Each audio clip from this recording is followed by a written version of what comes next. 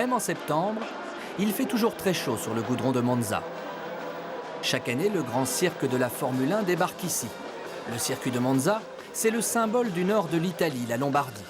Le berceau des Ferrari, l'Italie qui gagne, une région où le chômage n'existe pratiquement pas, un petit paradis où se sont bâties les plus belles fortunes d'Italie. Il était une fois un petit mécanicien de Monza qui s'appelait M. Fumagalli. Il inventa le lave-linge, il travailla toute sa vie. Et aujourd'hui, ses fils et ses petits-fils sont les empereurs de la machine à laver. Chaque année, cette famille de Monza se retrouve ici, au Grand Prix de Formule 1. Il y a les plus jeunes, les héritiers. Il y a leurs parents qui font prospérer l'entreprise à longueur d'année. Et puis, il y a le patriarche, le fondateur du géant italien de l'électroménager. Et la famille Fumagalli, ça n'est pas n'importe qui. Cet empire vend des millions de machines à laver, de frigos, d'aspirateurs dans le monde entier. Des marques comme Candy, Hoover ou Rosière, tout ça lui appartient. La famille du petit mécanicien est aujourd'hui très riche. Elle invite même ses clients dans sa loge privée. Nous avons cette possibilité et volonté d'avoir avec nous tous les notre clients importants de tout le monde entier pour présenter des produits, pour faire connaître notre programme et surtout faire participer à cette manifestation assez formidable qui est la Formule 1 à Monza, en Italie.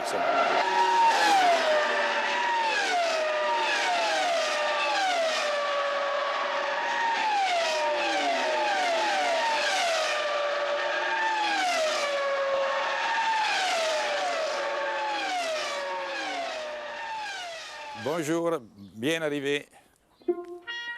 Il y a le chêne, mais ce n'est pas un problème. C'est assez bon. Bienvenue chez Monsieur Peppino Fumagalli.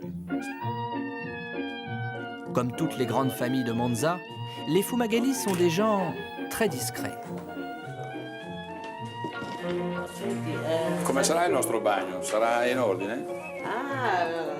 Mais quand ils vous reçoivent, la première pièce que Monsieur Peppino et sa femme vous font visiter, c'est la buanderie. Oh. Et voilà le nouveau modèle. C'est une machine un peu particulière, comme vous voyez, c'est totalement différent vis-à-vis des autres. Il y a cet oblong incliné pour faciliter l'introduction de la linge. Il y a toute la programmation automatique. Il y a un display pour voir la machine, à quel point il est, le lavage, combien de temps manque pour terminer le lavage, et différentes indications. Ça, c'est une des plus modernes machines que nous avons sur le marché, qui existe sur le marché. Même chez vous, vous faites la publicité, hein? Bien sûr, nous vivons de la possibilité. D'autre côté, nous devons, c'est de la notre participation, de la notre conviction, de nous qui faisons les machines, qui dépendent le succès de certains produits. C'est un enthousiasme qui est entre nous et que nous devons transmettre. La belle histoire de la machine à laver commence pourtant sous les bombes de la Deuxième Guerre mondiale. L'Italie de Mussolini, ivre de conquête, s'est emparée de la Libye. Au début des années 40, l'allié d'Hitler envoie des milliers d'Italiens de l'autre côté de la Méditerranée pour défendre la Libye contre l'avancée des troupes anglaises et françaises. Les combats sont terribles, ils font des milliers de morts. Après plusieurs mois, les troupes de Mussolini reculent. Fin 42, 50 000 Italiens sont faits prisonniers en Libye.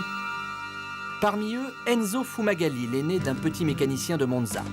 Son père, sa mère, ses frères, le jeune Enzo ne va pas les revoir de sitôt. L'Italie est vaincue, mais les prisonniers ne sont pas libérés. Les Américains mettent les Italiens sur des bateaux et les emmènent dans des camps de prisonniers aux États-Unis.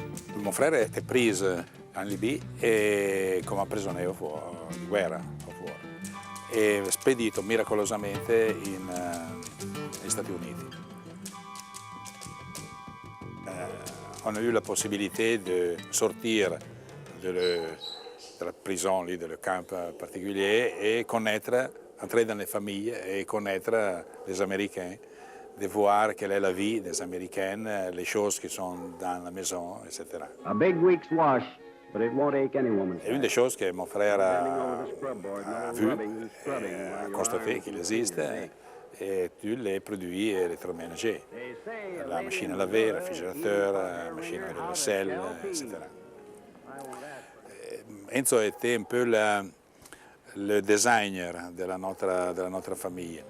Il a pris note un peu de ces produits qu'il a trouvés, et quand il est arrivé en Italie, il a dit attention parce que j'ai vu que dans les maisons américaines, il y a des machines que nous n'avons pas. Par exemple, la machine à laver le linge.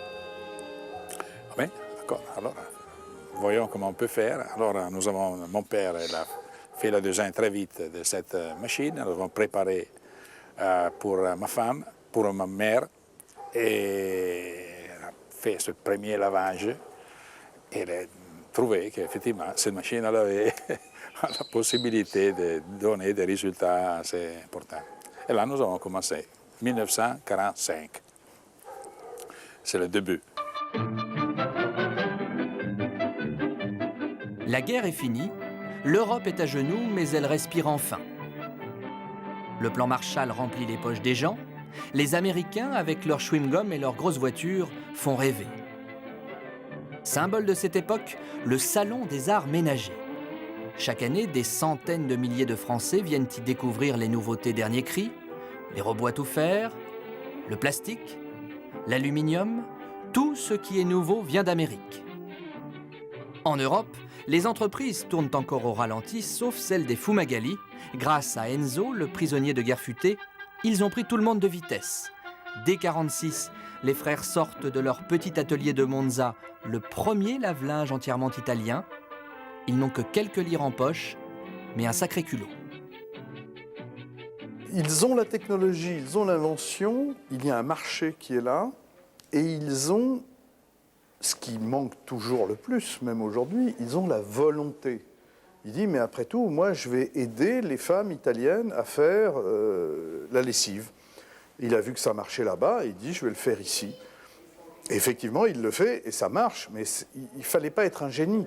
Il fallait par contre être déterminé, assidu, obstiné, sérieux, et je crois, je ne les connais pas, mais je crois que c'est ce qu'ils ont été, et ça... Il y a eu une activité pérenne et qui est toujours là. Dans les premières années, les Fumagalli ne sortent qu'une trentaine de lave-linge par mois. Les machines à laver de Monza s'arrachent dans la région et pour faire face, les fils vont eux-mêmes sur la chaîne de montage.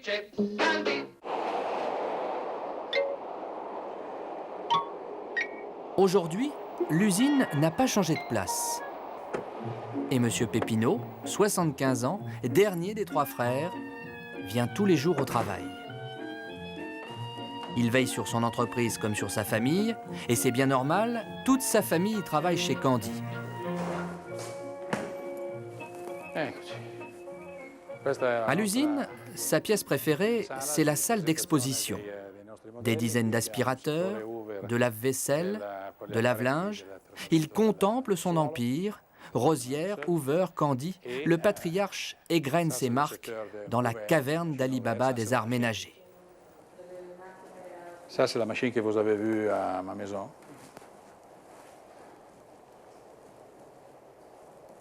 Et ça, c'est une vieille machine Hoover que nous avons trouvée dans le secteur en Angleterre, qui est Matic. Nous avons ici tous les produits plus modernes, les nouveaux. Et si vous permettez, je fais voir les musées, les petits musées. C'est quelques appareils de produits vieux, très vieux. Le musée Fumagalli, c'est le saint des saints chez Candy, le trésor de la famille. Une des premiers, vous voyez, une machine avec l'agitateur sur le système américain. Parce que les Américains, encore aujourd'hui, utilisent l'agitateur comme ça. Et surtout, cette problème pour strizzare la linge. Sorry. Ecco, ça c'est un des premiers modèles. Et nous avons fait aussi une machine plus petite, aussi avec l'agitateur. Et après, à côté de ça, nous avons fait une autre machine qui n'est pas ici, et que c'était la Bimatic, c'était une machine qui nous a donné un succès assez grand, parce qu'à côté de la machine, il y a la machine qui centrifuge, la petite centrifuge. Candy.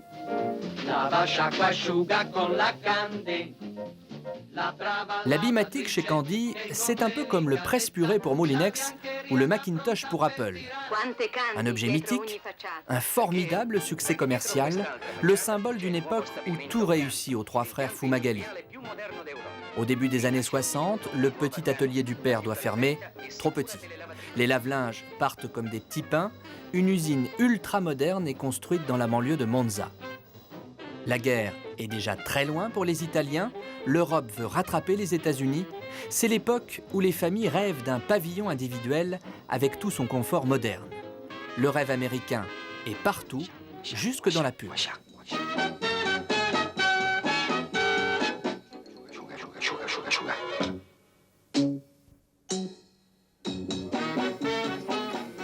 C'est formidable, il y a tous les symboles de l'Amérique et tous les symboles dits de la modernité.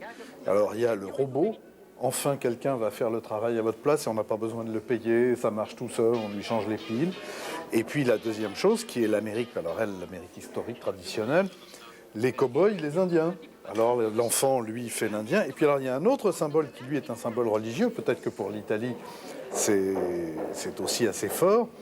La mère, Madone, qui est auréolée, et elle est auréolée du hublot de la machine à laver. Et il lui imprime son auréole comme ça. Et c'est vrai que ça donne une vision assez idyllique de ce que doit être et la modernité et la vie familiale moderne et hygiénique.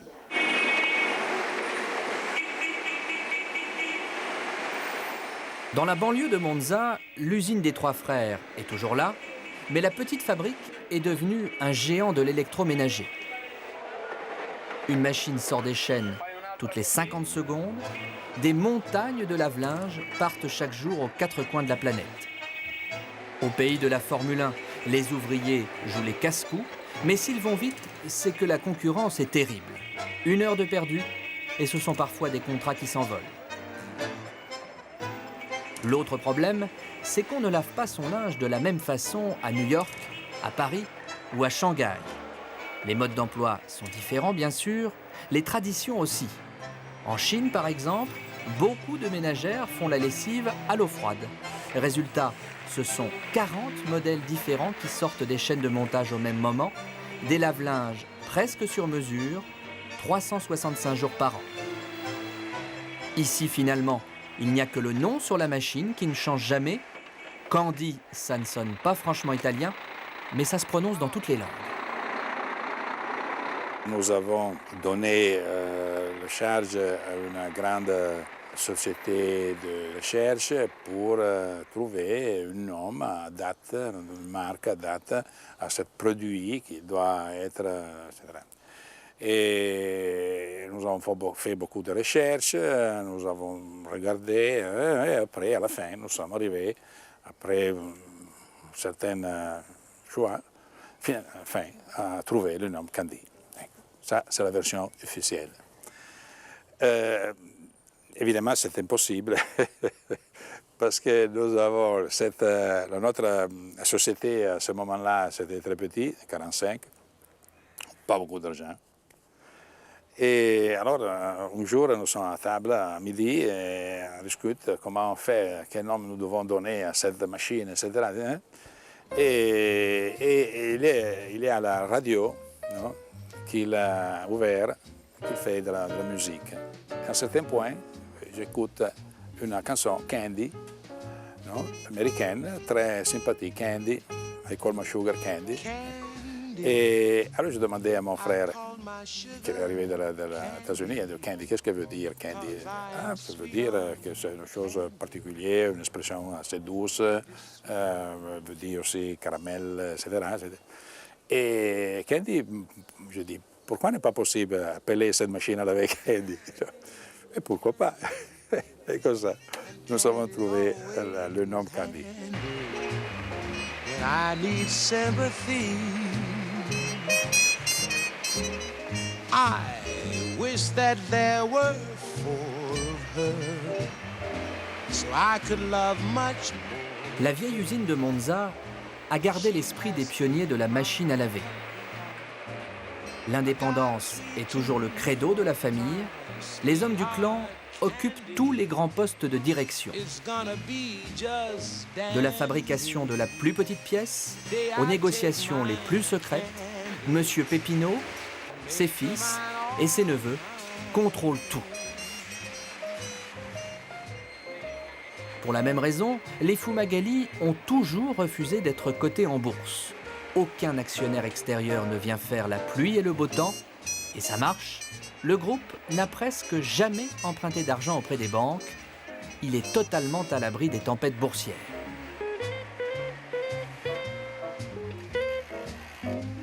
Résultat, des bénéfices qui permettent de racheter des concurrents et de construire de nouvelles usines. Des décisions stratégiques qu'il faut prendre rapidement, mais chez les Fumagalli, pas de problème. L'organigramme est simple comme une photo de famille. C'est une vieille photo de plusieurs années avant. Et ça, c'est la femme de mon frère Enzo. Ceci est Silvano, aujourd'hui à 50 ans. Et Maurizio, ils sont les deux neveux, et Eden. Et ici, mes fils, Aldo et Beppe. Beppe est assez petit. Et les femmes, Laura et Lella. C'est la dynastie. Et aujourd'hui, ils sont tous chez Candy. Chez Candy, si. Les filles, au contraire, sont hors de l'usine. Nous avons cette idée que c'est préférable avoir dans l'usine seulement les masculins. Non. Pourquoi? C'est devient difficile de comprendre alors qui est le chef, le leader. Non, dans une famille, c'est le père, c'est fini. Non. Mais quand il y a beaucoup de familles, alors la nécessité de trouver le leader, ça devient un peu difficile. Ça doit s'imposer. On doit être accepté de tous les autres, naturellement. Et ça, c'est un peu difficile. Peut-être difficile. Qui est le chef aujourd'hui? De la nouvelle génération, Silvano. C'est le plus âgé. Mais il y a aussi un partage des décisions, beaucoup de décisions avec le plus âgé de mes fils, c'est-à-dire Aldo. Non, surtout il y a une collaboration très importante, c'est très valide. Et c'est la base.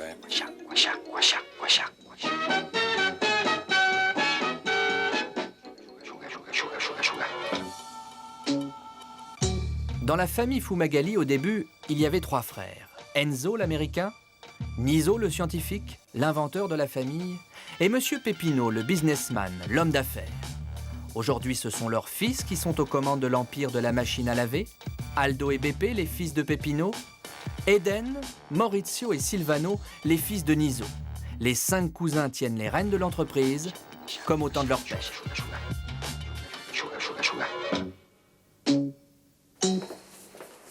Silvano, le fils du scientifique, est le numéro 2 du groupe. Docteur Silvano, comme on l'appelle, est aussi le gardien de l'endroit le plus secret de l'entreprise, le laboratoire.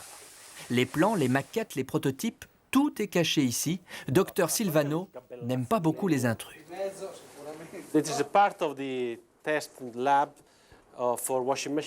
Là, c'est la partie du laboratoire où on teste les machines à laver. Dans certains cas, d'ailleurs, on regarde aussi les machines de nos concurrents. Mais là, je crois que ce n'est pas le cas. Oui, vous savez, on teste les machines des autres marques, surtout pour voir en fait si les performances qu'ils annoncent dans leur publicité sont bien réelles.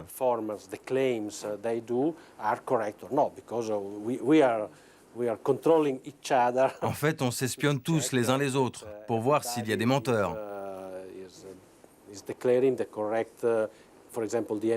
On le fait par exemple pour contrôler la puissance des machines, des choses comme ça. En fait, c'est un contrôle normal du marché, pas seulement pour notre production, mais aussi pour la concurrence. No, no, beh, adesso facciamo vedere Alex, dai. Souvent, les nouvelles machines, ou réfrigérateurs, ou électroménagers, ils sont testés chez nous, chez notre famille, ou chez les familles de quelques autres dirigeants. C'est une technique que nous utilisons souvent pour tester les prototypes, après qu'ils ont en effet tous les tests standards dans les labs. Dans les laboratoires, sont testés aussi chez nous. Donc vous faites beaucoup la lessive chez vous? Quelquefois, mais c'est plutôt ma femme qui est la responsable de la gestion de la lessive, oui. Voilà. Voici Maurizio, le directeur financier. C'est le frère de Silvano, le numéro 2. Voilà. À eux deux, ils brassent 1 milliard d'euros de chiffre d'affaires. Ils ont le destin de 6 000 employés entre leurs mains. Mais quand les deux hommes se retrouvent le midi, c'est un petit frère qui parle à son aîné. Vous êtes entre frères ou entre collègues là? Non, on est entre frères. Quand nous allons à la cantine, on est entre frères. Et vous ne parlez pas du travail? Oui, No, oui. dipende. Quelquefois de travail ou quelquefois de football. Ou des autres choses. Non, il n'y a pas de règles fixes. Comme beaucoup d'entreprises familiales de Lombardie, les Fumagalli sont aujourd'hui dans les premières fortunes d'Italie. Mais les traditions ont la dent dure, un sou est un sou. Le midi, c'est cantine pour tout le monde. Vous mangez comme tout le monde à la cantine? Oui, c'est... C'est étonnant, les patrons ne mangent pas à la cantine d'habitude. Ah, mais en Italie aussi, oui. Chez nous, au moins chez nous. Chez nous, c'est comme ça. Toujours? Disons, nous sommes aussi spesso à l'étranger, etc. Alors, le regaliamo. Mais comme quand nous sommes ici, moi, personnellement, je m'en Parce que vous faites des économies? Non, disons que c'est plus facile, c'est plus rapide. Il y a des collègues aussi pour parler, pour essayer d'avoir des contacts humains avec les personnes, pas seulement de travail. Je dois dire qu'il y a aussi une tradition antique parce que quand mon frère et mon oncle, au début de la société, l'histoire qu'ils toujours racontent, c'est qu'à midi, les frères mangeaient ensemble dans la cuisson de la mère, qui était voisin à la... et dans cette situation relaxée, on parle de travail, on parle de famille, etc. Et toutes choses qui servent à tenir les groupes ensemble. Et ça continue alors? Oui. Cosa devo fare? Ah no, basta, l'acqua. Sì. On dit qu'on l'aspire. On ne mange pas, on aspire un peu. Si. Travail des cadences? C'est la cadence. Il y a beaucoup d'artisans, de petites industries, ici au nord de Milan. Des personnes qui travaillent beaucoup, sans faire voir beaucoup de choses. Tranquille, nous sommes ici dans notre petite maison, très petite, bonne, valable, calme, pas de problème. Nous avons fait cette question de la dimension et de l'impostation de la vie aussi familiale, etc. Et je trouve que c'est assez important parce que peut-être un peu limitatif, mais de reste, nous avons fait tout ce travail. Mais il nous a évité de faire des pas plus longs de la gambe, on dit chez nous. Non? C'est-à-dire que nous avons une situation solide, très solide financièrement. À 50 ans, nous avons toujours gagné de l'argent, nous n'avons jamais eu une année passive. Et ça, c'est une manière assez calme de voir la vie, et la vie normale et la vie industrielle. Ça, il faut faire ce qui est nécessaire, mais avec beaucoup d'attention. La famille cultive à merveille son image modeste, mais les Fumagalli sont avant tout de redoutables industriels. Depuis 20 ans, ils sont partis à la conquête de l'Europe. Ils ont construit d'autres usines en Italie, en France, en Espagne, au Portugal, en Grande-Bretagne et même aujourd'hui en Europe de l'Est. Et ça ne suffit pas, il faut aussi racheter les plus faibles pour gagner des parts de marché.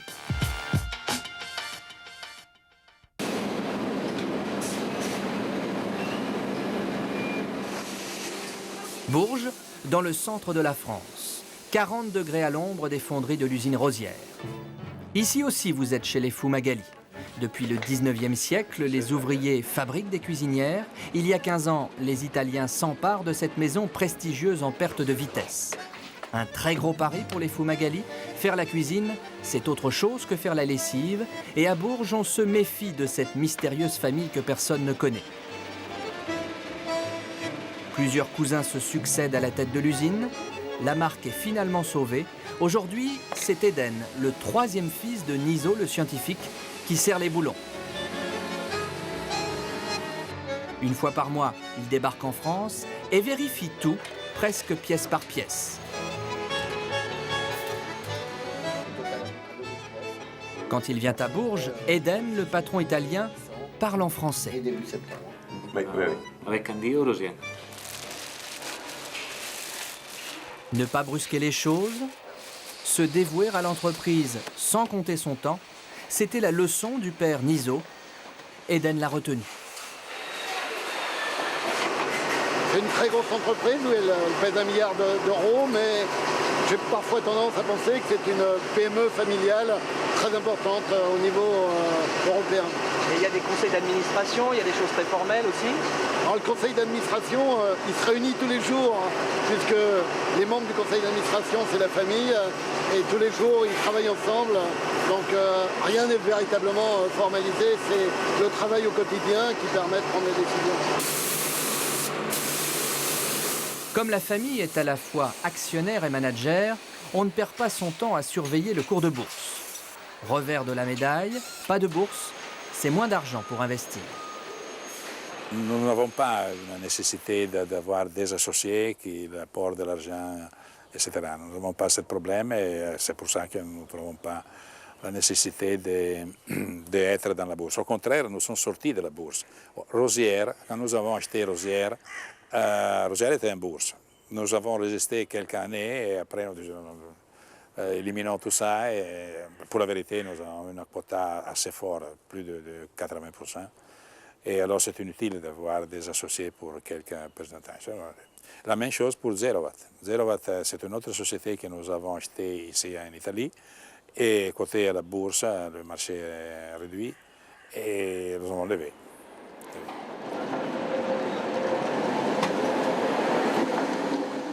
Aujourd'hui, c'est en Europe de l'Est que M. Pépino et son clan placent leur argent. 15 ans après la fin du communisme, les Tchèques entrent enfin dans l'Union européenne. Prague n'est qu'à 2 heures de Paris ou de Milan. Chaque année, des millions de touristes déferlent dans cette ville aux allures de musée. Mais la Tchéquie, c'est aussi l'industrie. La main-d'œuvre est de très bonne qualité et les salaires sont très bas, le rêve pour un industriel.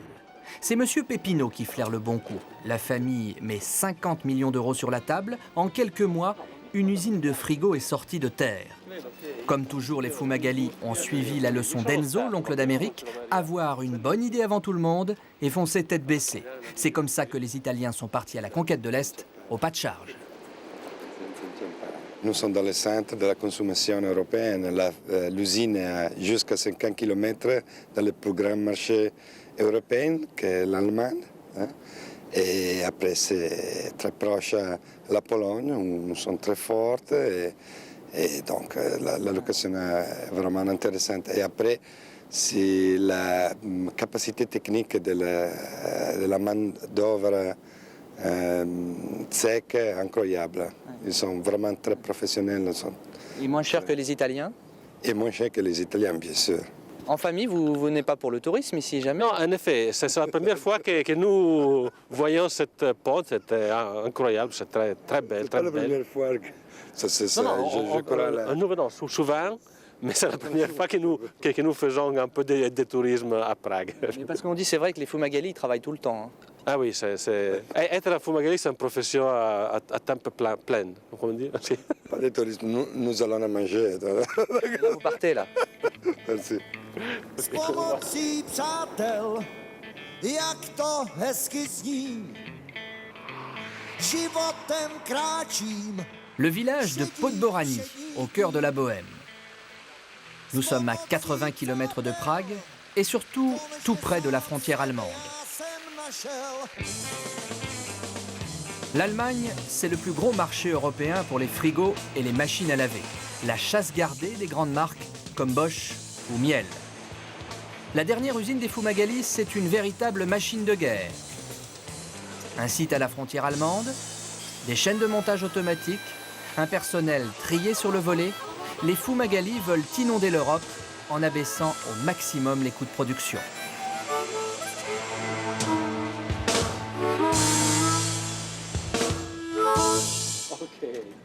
Ici, l'inauguration de l'usine est un gros événement. Le chômage s'est envolé ces dernières années. Le ministre de l'Industrie en personne est venu couper le ruban avec Silvano et Aldo. En venant s'installer ici, les deux cousins ont fait un très joli coup. D'abord, le gouvernement leur a fait beaucoup de cadeaux. Des millions d'euros de subventions, des exonérations d'impôts. C'est comme ça que les Tchèques attirent les investisseurs étrangers. Mais les Italiens ont une autre idée dans la tête. À l'Est, la croissance est plus forte.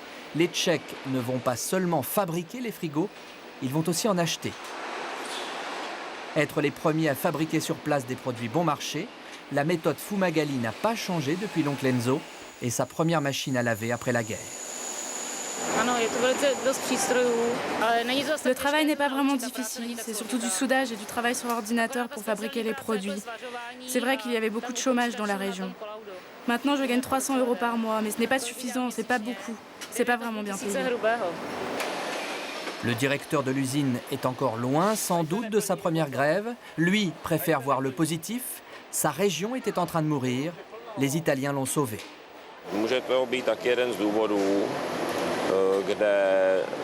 Évidemment, les coûts de production et les salaires seront moindres ici qu'ils ne le sont en Italie.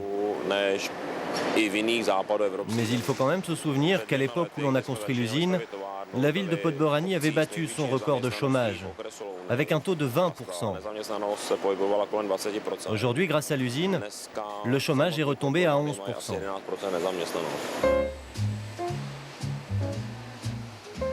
Dans la plus grande discrétion, les Fumagalli vont fabriquer ici 800 000 frigos par an. Pour l'instant, la conquête de l'Est se fait sans aucun licenciement à l'Ouest. Nous avons 6 000 personnes aujourd'hui avec nous et nous devons garantir à cette personne chaque mois le salaire, la certitude de vie, un certain futur pour la famille de chacun d'eux. Et ça, c'est une grande responsabilité que moi j'ai eue et que les fils et neveux ont compris et ont fait propre cette responsabilité. Et ça, c'est très important. Les machines à laver sont fabriquées, il faut maintenant les vendre. Retour en Italie, où les Fumagalli mettent les petits plats dans les grands quand il le faut. À 50 km de l'usine, voici la Villa d'Este, le plus beau palace de la région, un 4 étoiles au bord du lac de Côme, l'endroit rêvé pour un rendez-vous discret.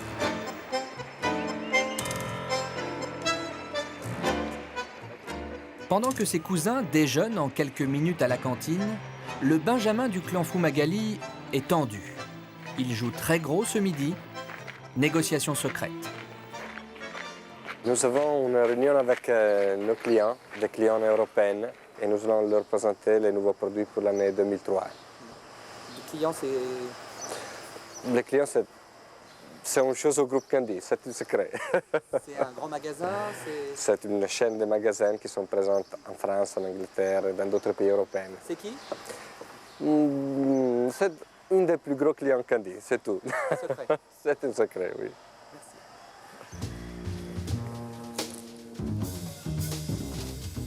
Encore une fois, la botte secrète de Candy, c'est la famille. Les clients sont toujours flattés de traiter directement avec les vrais patrons de la marque, les fils du fondateur et surtout les propriétaires du compte en banque. Le secret de notre groupe est que nous avons une approche très claire. Nous parlons directement, nous qui sommes les décideurs, nous parlons directement avec les trades. Et ça, c'est différent par rapport à beaucoup d'autres groupes. C'est-à-dire que c'est vous, le fils qui vient avec le frère ou le cousin parler? Oui, normalement, nous n'allons pas en groupe, ce n'est pas la famille qui parle, il y a une seule qui parle, qui est la référence pour les clients. Et je crois que ça suffit. Mais nous savons que derrière nous, il y a une stratégie claire que nous avons décidé directement. Et aussi, il y a une implication directe dans les affaires. Et donc, on sait bien ce qu'il faut vendre, ce qu'il ne faut pas vendre. BP et son frère Aldo ont séduit leurs clients. En 3 heures et un bon déjeuner, l'affaire est bouclée. Ce sont des gens qui peuvent réagir très vite parce qu'entre guillemets, ils n'ont pas la pression des cours de bourse. Chacun a sa partie, chacun est expert, ils sont énormément investis, c'est des gens qui travaillent énormément. Je pense que côté familial, qui est sympathique, c'est qu'ils portent un flambeau, ils poursuivent une espèce de but que leur oncle ou leur grand-père a initié juste à la sortie de la guerre. Et c'est des gens très très impliqués et enthousiastes. Ouais. Donc vous avez fait affaire? Oui, on continue à faire affaire. Ouais, puis on essaie d'améliorer les affaires. Et je veux dire, c'est d'ailleurs dans une relation un peu de partenariat au bon sens du terme, mais au sens réel du terme. Aussi, on les aide à trouver des nouvelles voies en fonction de notre propre connaissance des consommateurs. Parce que BP nous a dit que c'est une grosse affaire aujourd'hui, c'est très important. Alors, Oui, on est une grosse affaire. Oui. Plusieurs millions d'euros. On pourrait même dire plusieurs milliards d'euros. Oui. Au téléphone, M. Pépinot s'est tenu au courant de la négociation. Encore une fois, Aldo et BP se sont montrés dignes de leur papa. Le fait d'avoir quand même une famille avec des rôles précis nous laisse la possibilité de nous exprimer, même professionnellement, mais dans des rôles clairs, que chacun partage et sur lesquels nous sommes tous d'accord. Au-delà de beaucoup de, comment je pourrais dire, de règlements ou de affaires légales, entre guillemets. L'héritage. L'héritage, si vous voulez. Ça, c'est réglé. Ça, c'est déjà réglé, oui. Mon père l'a fait, et son oncle, ils ont fait les choses déjà depuis quelques ans. Donc, il n'y a pas d'argent entre vous? Il n'y a pas de problème d'argent entre vous? Non, c'est déjà réglé depuis... Ça fait presque 10 ans. Ça, c'est un autre secret peut-être aussi pour que ça marche. Oui, ça, c'est peut-être notre secret. C'est-à-dire que la deuxième génération, les fils de mon grand-père, ils ont préparé ça au bon moment, peut-être. Dans les années 80, la deuxième génération Fumagalli arrive aux commandes. C'est l'époque où les pères fondateurs entrent dans la haute société milanaise. À l'époque, c'est Niso, le scientifique, qui dirige le clan. Il vit dans son laboratoire. Jusqu'à sa mort, cet amoureux des roses continue d'inventer. Il y a toute une histoire sur les roses. Parce que mon frère Niso, il a trouvé à un certain point qu'il y a des roses très belles, mais aucun parfum. Alors, il a eu l'idée de créer une roserie pour avoir des roses belles et parfumées. Ça, il a décidé 30 ans avant. Chaque année, nous posons de nouveaux roses pour, nous avons ce concours qui participe tous les rosaïstes du monde, et des roses, et surtout des roses parfumées. Ça, c'est une vieille histoire. Effectivement, c'est très difficile de voir des roses, pas de parfum. Très belle, mais pas de parfum. Un peu comme les Médicis, les Fumagalli jouent les mécènes à Monza. Niso achète quelques hectares du centre-ville, il en fait une roseraie. Depuis, sa veuve, Madame Esther, vient s'y recueillir avec ses enfants.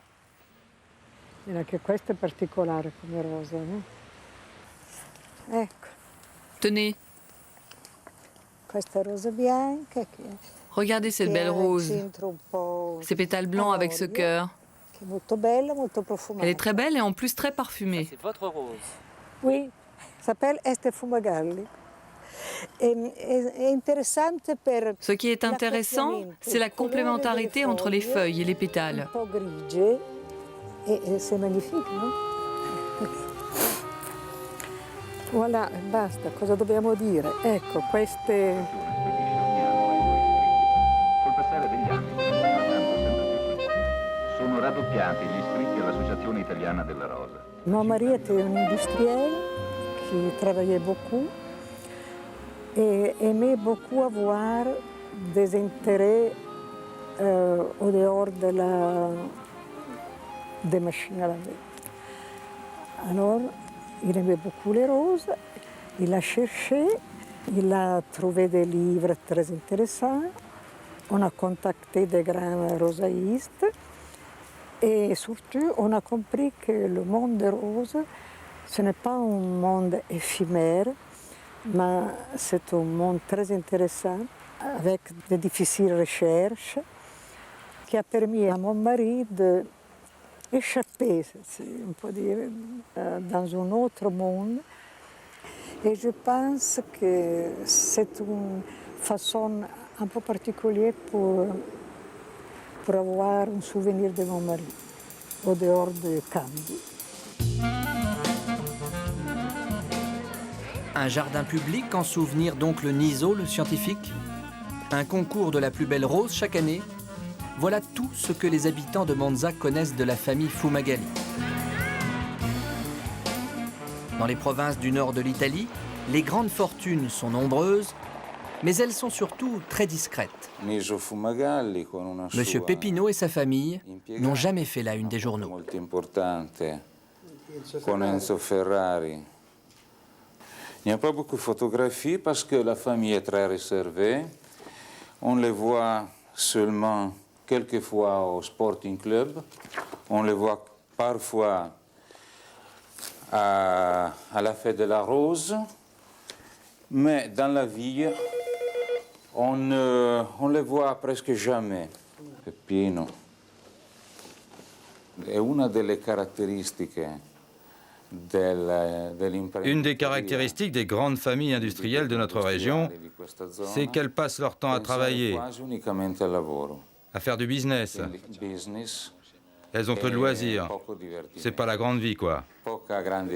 Voilà, c'est ça leur caractéristique. Faire beaucoup d'argent sans le montrer. D'ailleurs, pour la petite histoire, ce qu'on raconte dans la région, c'est que ces familles, bien sûr qu'elles ont des Ferrari. Et on ne les voit pas. Elles les laissent au garage.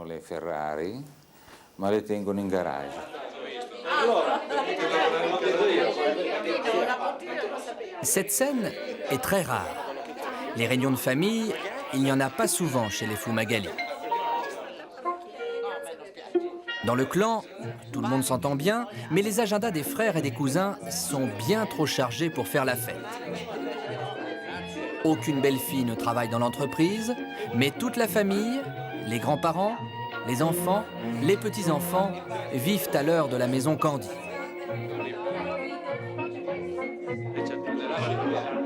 Comme toujours, Monsieur Peppino joue les maîtres de cérémonie et il distribue les bons points.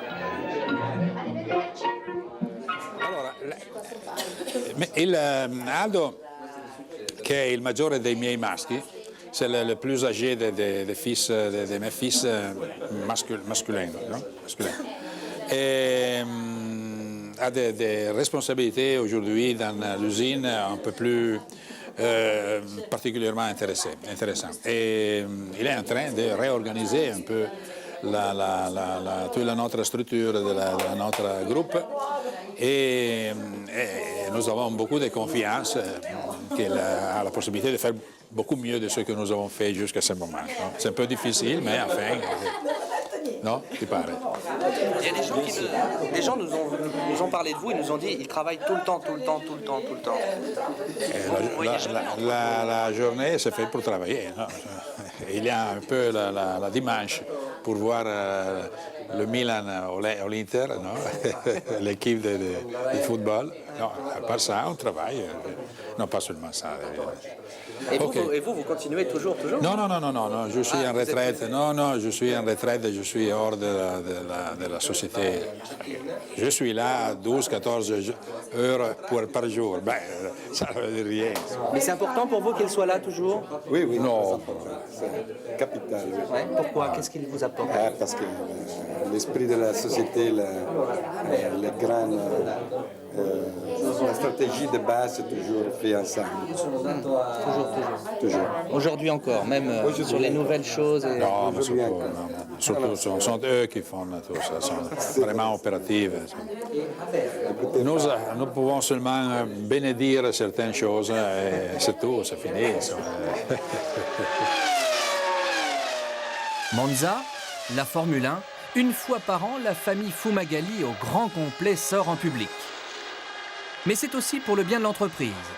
Les 100 meilleurs grossistes clients du groupe sont invités tout un week-end, tout frais payé, sur le circuit de Formule 1. Les petits cadeaux entretiennent les affaires et ça marche. C'est l'année prochaine. On fera beaucoup de business pour être réinvité. Ah, ça marche comme ça? Ça marche comme ça. Un cadeau comme ça vaut combien un week-end comme ça?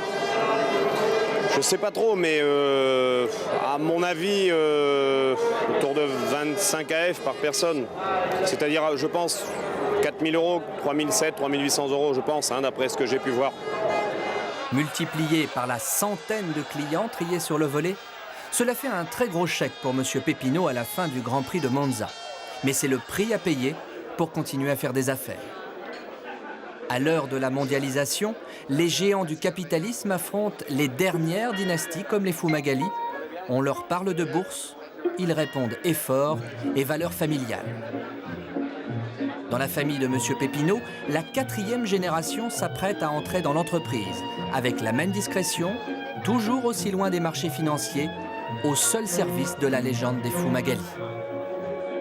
On peut dire que c'est une grande famille, parce que nous sommes là, nous sommes un peu un exemple, on doit être, et ça c'est très important. J'ai fait mon expérience avec mes frères, et nous avons eu des problèmes, des discussions, bien sûr, des points de vue différents pour beaucoup de sujets. Mais quand il y a un certain amour, disons, entre les frères, et surtout la volonté d'être ensemble, alors c'est très facile de trouver des solutions.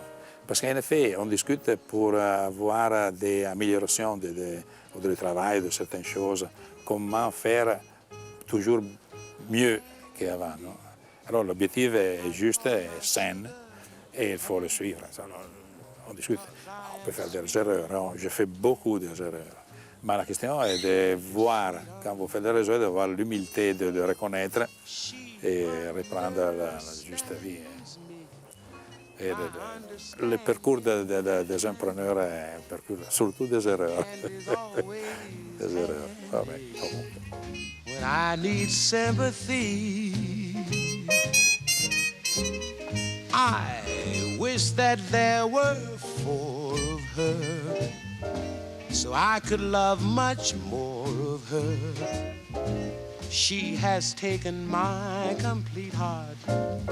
I got a sweet tooth for my sweetheart. Candy is gonna be just